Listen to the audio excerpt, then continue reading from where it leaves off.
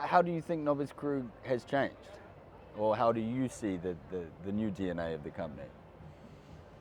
First, I really think it changed. So, I mean, I was a fan of the old Nobiskrug, otherwise I wouldn't have pushed for buying it, because the yachts delivered are, from my point of view, first in terms, I always highlight this in terms of quality, because if we had last year when we had Artefact on the show. Yeah, I think you stole the show last year, to be honest. And it's what really stands out is the quality of the product. So obviously Artefact has a very specific design, so people were talking about design, but if you have a client on board and he takes an hour and you show him around, you understand that this is the highest standard of quality you can buy on the market. And this is what I always highlight first when I go back to the old Nobiskrug. So what makes Nobiskrug, the old Nobiskrug, special?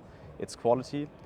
And second is the iconic yachts that they build. So from our point of view, we bought it because it's a strong brand standing for something special. It stands out. It's not the typical type of 60-meter yachts, 80-meter yachts which you can have on the market. And for sure, we bought great craftsmanship. Yeah, there's a lot of history there, a lot of boat building heritage. Absolutely. We took. And you've retained a lot of that? Yes, we secured to almost keep all the staff that was in the old Nobiskrug. I remember there was some, it was a complicated process, but you managed it, right? Yeah. It was under discussion with all the bidders for the shipyard, but our approach was all the time, what are we going to buy? We buy the know-how. We want the people that build these yachts that are on the market. And that's why we took almost everyone over to the new setting with the merger of Flensburger, the second shipyard that we are run in the north of Germany. Yeah. Yeah, I think we mentioned Artefact, and which was, and that was a Greg Marshall design. I mean, and he's a really interesting character. How was it working with him and his team? It was, I have to say that, it was the people before me, because I joined it. I forget that Artefact, we're talking 4 or 5 years ago when that started. No, right? it started for 4 years back, but it's the process with the designers was early on, but for sure I had a good relationship with them now since we took over, because we are working with the yacht. So we had it here in the show. We have different topics with them, business topics that we currently discuss. So we have a good relationship, and he's an interesting character, absolutely. I mean, see the outcome, right? So only an interesting character can bring out something like this. And it was a different boat, different approach, different design.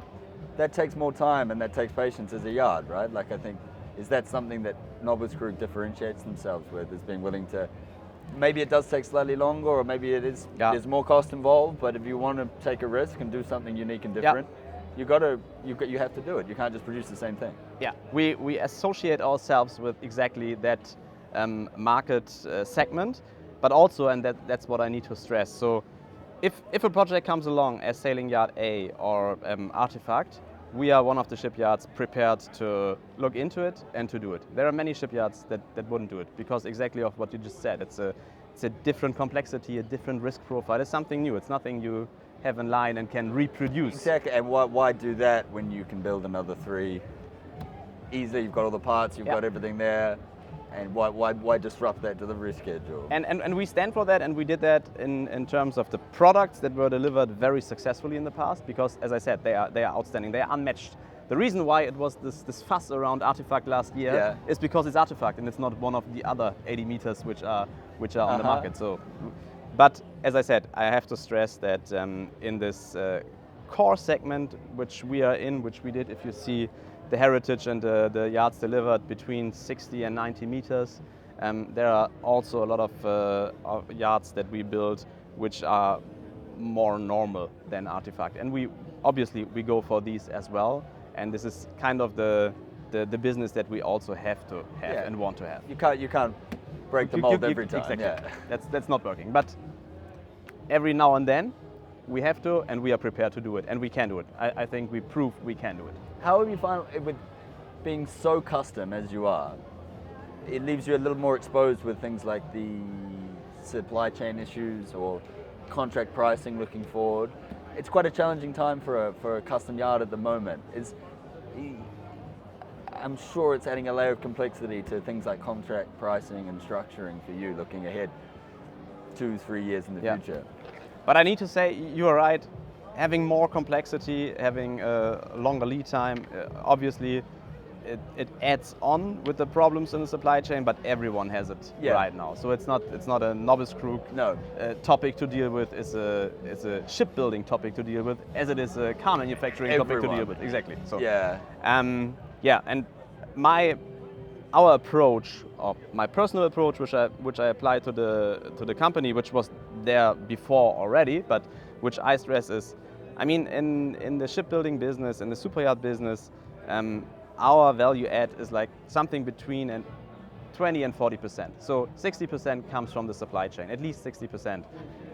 Suppliers are our partners, and we have to treat them as partners. And only if you do that, you can be successful. And I think now this very stressed situation we are in the market right now, everyone is in, even more. So my approach is not go to the suppliers and ask, push.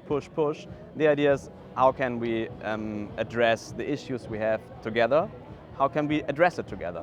And for us it works. I mean, there's a very dense industry in northern Germany around the shipyards, so you have to partner with them. You have to be partner with them. You have to rely on them. They rely on you, and that's what we're going to do.